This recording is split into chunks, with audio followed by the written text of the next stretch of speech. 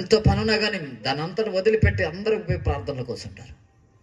ఆయన ఒకటే ఒక మాట చెప్తాడు, నేను దేవుని మాట తేయలేదు, దేవుడు నా ఆశీర్వాదాలు తేయలేదు.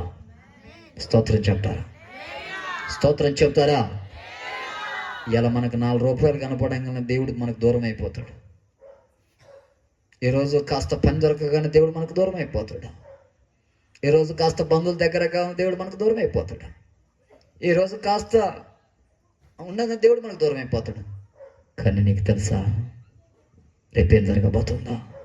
అలా ఉండొద్దని ప్రభు చెప్తున్నమాట. నా మాటను భూదిగంతముల వరకు సొత్తుగా నేను నిన్ను ఆశీర్వదిస్తాను. గట్టిగా స్తోత్రం చెప్పండి.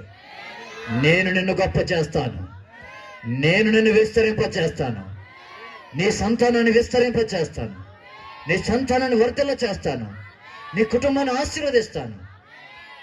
దేవుని మాట విందాం.